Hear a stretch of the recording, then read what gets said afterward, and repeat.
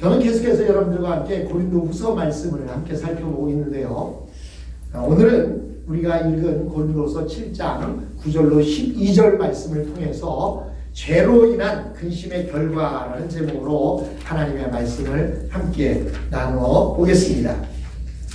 사도 바울은 자신이 고린도 교회에 죄 문제로 인해서 근심하게 한 것, 그것은 바로 이것이다 라고 말씀하시면서 9절과 10절에 이야기하고 있습니다. 내가 지금 기뻐함은 너희로 근심하게 한 까닭이 아니요 도리어 너희가 근심함으로 회개에 이른 까닭이다 라고 이렇게 말씀하고 있습니다. 사랑하는 부모들이 자녀에게 화를 내거나 또 매로 때리거나 그의 잘못을 책망할 때에는 그가 미워서가 아닙니다. 그 사랑하는 자녀가 미워서가 아니라 그가 그릇된 길에서 돌이켜서 새롭게 되기를 원하고, 부모가 생각할 때 바르게 자라기를 원하고, 정직하게 자라기를 원하고, 정말로 부모가 볼 때 주의 말씀 앞에서 귀하게 자라기를 원하기 때문에 자녀들을 책망합니다. 지금 바울 선생님이 그 말을 하고 있습니다. 내가 지금 기뻐하는 것은 고린도 교회에 너희들이 근심하는 까닭이 아니라 도리어 고린도 교인들 너희가 근심함으로 회개함에 이른 까닭이다 라고 이렇게 말합니다. 내가 책망하기를 잘했다는 거예요. 근심하게 하기를 잘했다는 겁니다. 그냥 사랑하는 자녀가 잘못하고 있고 문제를 일으키고 있고 엉망진창으로 살고 있는데 그거 보면서 잘했다 하고 있으면 그는 진짜 어머니가 아니고 진짜 아버지가 아닐 겁니다. 저도 어릴 때 시골에서 어린아이들이 자라는 모습을 볼 때 꼬마아이들이요 흙에 주저앉아서 놀고 있는데 그때는요 어린 시절에 기저귀도 안 채웠어요. 그냥 아랫도를 다 벗겨놓은 채로 흙에서 주저앉아서 놀다 보면요 거기다 오줌을 쌉니다. 그리고요 오줌 싸놓고는 또 그걸 가지고 흙으로 범벅이를 해서 손으로 주물럭주물럭거리면서 놉니다.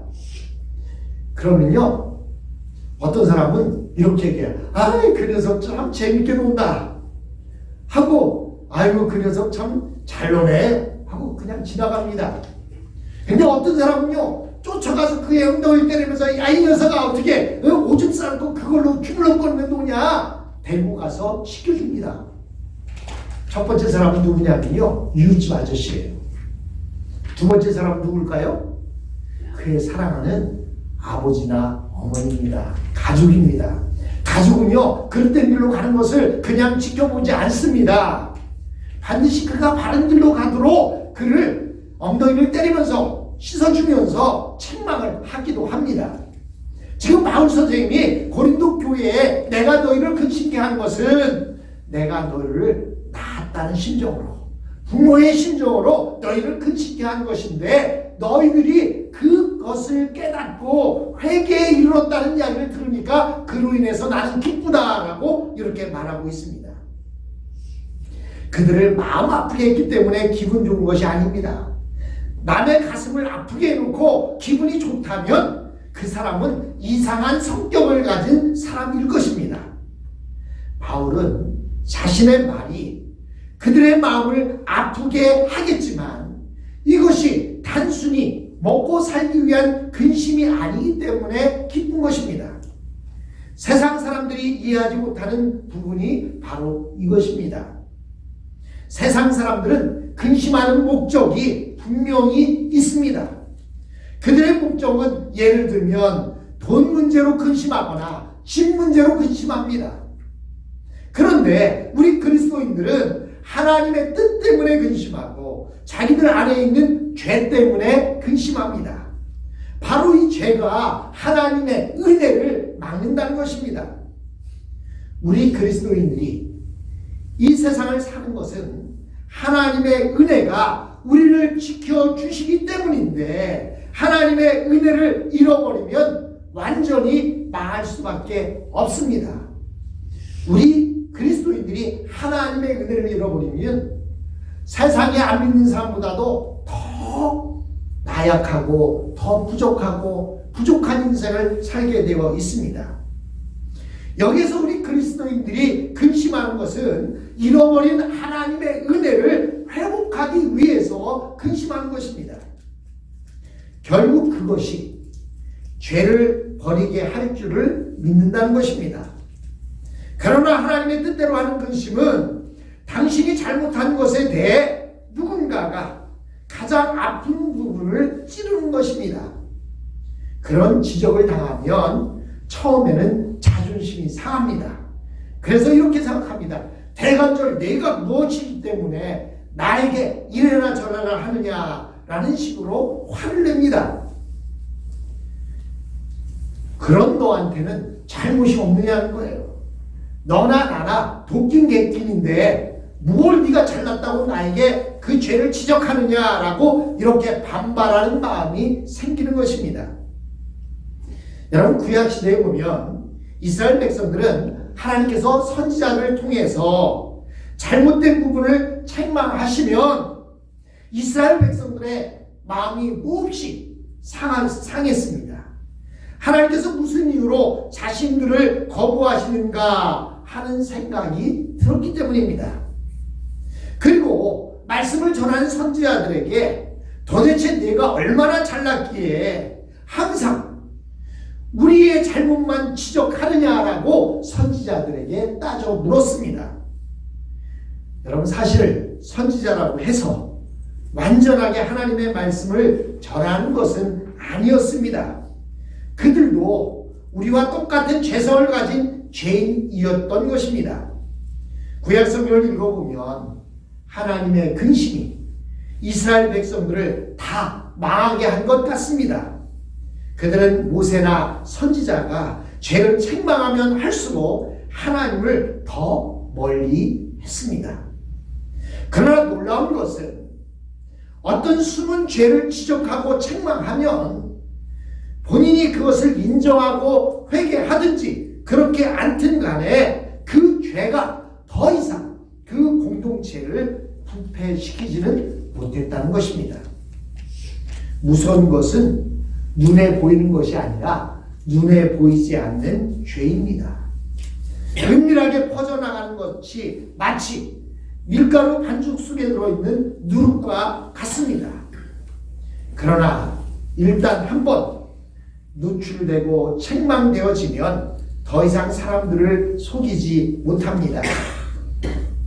예를 들어 어떤 사람이 잘못된 관계 속에 빠진 채로 그것을 감추고 여러 사람과 친밀한 관계를 가졌다면 그것은 공동체 전체를 급격하게 부패시킬 수 있습니다.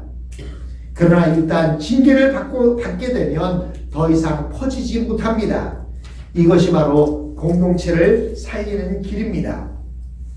진정으로 거듭난 사람은 다른 사람이 자신의 잘못을 책망하면 일단 불쾌한 생각은 들기는 하겠지만 시간이 지나면서 자신의 교만을 깨닫게 됩니다. 자신이 얼마나 교만했기에 이런 정당한 책망을 거부하고 분노하는가 하는 것을 깨닫게 되면 더 이상 더 본질적인 회개에 이르게 될 때가 많습니다. 우리 그리스도인들이 범죄하는 것은 바로 교만하기 때문입니다. 어느새 다른 사람들을 우습게 여기는 마음이 생기고 이 정도면 모든 것을 마음대로 해도 되겠다라는 생각이 넘지 말아야 할 선을 넘게 만든 것입니다. 이것에 대해 책망을 받게 되면 그것을 거부한 자신의 교만에 대해 더 가슴 아파해야 됩니다. 다윗의 범죄한 이유는 바로 교만이었습니다. 이 정도쯤 되면 모든 것을 자기 마음대로 할 수 있다라고 생각한 것입니다. 그런 교만이 넘지 말아야 할 선을 넘게 했습니다. 그런데 무서운 것은 그가 전혀 그것에 대해 죄의식을 느끼지 못하고 있었다는 것입니다. 남의 아내를 가로채고 임신을 시키고 그것을 은폐하기 위해 남편을 전쟁터에 죽게 해놓고도 그것이 죄임을 깨닫지 못하고 있었습니다.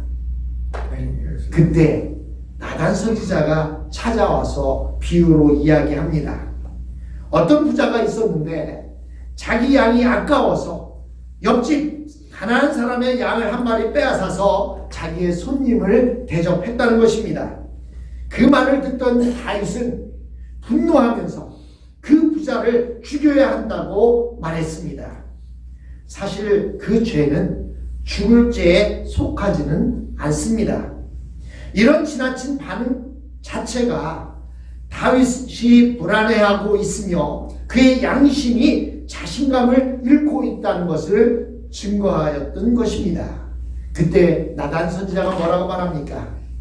그게 바로 당신이라고 이렇게 다윗의 죄를 지적했습니다. 그때 다윗은 순간적으로 엄청난 충격을 받았을 것입니다. 그러나 시간이 갈수록 양심이 되살아나면서 그로 하여금 근심하게 하고 애통하게 했습니다. 나단의 책임은 처음에 다윗을 죽이는 것 같았지만 나단의 책망은 처음에 다윗을 죽이는 것 같았지만 그 책망을 통해 다윗을 회개로 이끌어 다시 하나님의 손에 붙들게 했던 것입니다. 여러분 11절을 보십시오. 11절에 보면 이런 말씀이 나옵니다. 보라, 하나님의 뜻대로 하게 한 이 근심이 너희를 얼마나 간절하게 하며 얼마나 변명하게 하며 얼마나 분하게 하며 얼마나 두려워하게 하며 얼마나 사모하게 하며 얼마나 열심 있게 하며 얼마나 벌하게 하였는가. 너희가 저희에 대하여 1절 너희 자신의 깨끗함을 나타내었느니라 라고 11절에 말씀하고 있습니다. 바울의 책망은 고린도 교인들이 예사로 생각하던 문제를 아주 심각하게 생각하도록 했던 것입니다. 여기서 얼마나 간절하게 라는 말은 얼마나 진지하게 얼마나 심각하게 라는 말입니다. 대충 넘어가던 그들의 신앙 체질이 완전히 바뀌어서 아마추어에서 벗어나 프로 근성이 나오게 되었다는 뜻입니다. 그리고 얼마나 변명하게 하면은 그들 안에서 아주 격렬하게 토론이 있었다는 뜻입니다. 또한 얼마나 분하게 하며 그것은 그 죄의 가공성에 대해 다시 한번 치를 떨게 했다라고 말하고 있는 것입니다. 역시 죄는 사람을 가리지 않는구나. 누구든지 이런 무서운 죄의 희생자가 될 수 있구나 하는 것을 깨닫고 떨게 되었다는 것입니다. 지금까지는 부정적인 반응인데 그 후부터는 달라지기 시작했습니다. 얼마나 두렵게 하며 얼마나 사모하게 하며 얼마나 열심 있게 하며 라고 말합니다. 이런 죄 때문에 온 교회가 더 열심을 내고 더 말씀을 사모하고 더 깨어있게 되었다는 것입니다. 얼마나 벌하게 하였는가 라고 하는 것은 자체적으로 충분히 그 문제를 징벌했다는 것입니다. 이 문제가 그토록 어려웠던 것은 죄에 빠진 자가 중요한 사람이었기 때문입니다. 아무 힘도 없는 자를 회개시키는 것은 별로 어렵지 않습니다. 그러나 실권을 가진 자는 힘을 가졌으므로 고분고분 당하지 않고 상대방의 잘못을 물고 늘어지면서 같이 죽자고 합니다. 이런 사람을 회개시키려면 교회 전체가 거의 죽다가 살아납니다. 그러므로 사람에게 힘을 주어서는 안 됩니다. 말씀이 모든 것을 지배하고 다스리게 해야지. 사람이 힘을 가지게 되면 그가 범죄했을 때 교회 전체가 거의 죽다가 살아나게 됩니다. 아마도 고린도 교회는 이 문제를 잘 해결한 것 같습니다. 그리고 그 범죄한 사람을 철저하게 징벌함으로써 자신의 깨끗함을 나타냈다고 여겨집니다. 여러분, 인정에 얽매여 이리저리 흔들리지 않고 진리에 따라 잘 판단했던 것 같습니다. 설사 사람의 마음을 많이 아프게 할지라도 이번 기회에 하나님의 은혜를 반드시 회복하겠다라고 하는 간절한 마음이 있었기 때문입니다. 사랑하는 성도 여러분, 우리 그리스도인들의 근심은 세상 사람들의 근심과는 달라야 합니다. 예수님께서는 우리가 세상적인 문제로 염려하는 것을 기뻐하지 않으십니다. 오직 한 가지, 하나님과의 관계, 죄 문제를 두고 근심하기를 원하십니다. 주님께서는 이렇게 말씀하십니다. 세상 염려를 다 주께 맡겨버리라. 이는 저가 너희를 권고하시니라 라고 이렇게 말씀하십니다. 죄 문제로 애통해하고 하나님의 뜻을 알기 위해 근심할 때 비로소 은혜를 회복시켜 주시고 다른 모든 짐까지 하나님은 져주십니다. 그리스도인인 우리들이 염려해야 할 그것은 하나님의 뜻에 일치하기 위한 염려이고 근심이어야 합니다. 사랑하는 성도 여러분, 우리 모두는 죄인입니다. 저도 부족합니다. 죄 많은 사람입니다. 그러나 우리가 그럴 때일수록 염려하고 근심해야 합니다. 내가 죄인이구나. 죄가 내 안에 들어와 있구나. 하나님 내 죄를 용서해 주시고 변화되게 하시고 돌이킬 수 있게 해 주십시오. 기도하게 될 때 우리 공동체는 새롭게 부흥될 수 있을 것입니다. 하나님의 은혜를 사모하면서 말씀을 사모하면서 우리가 죄인임을 깨닫고 근심하는 우리의 모습 그리고 변화되는 우리의 모습이 되었으면 합니다. 모두 자리에서 일어나겠습니다.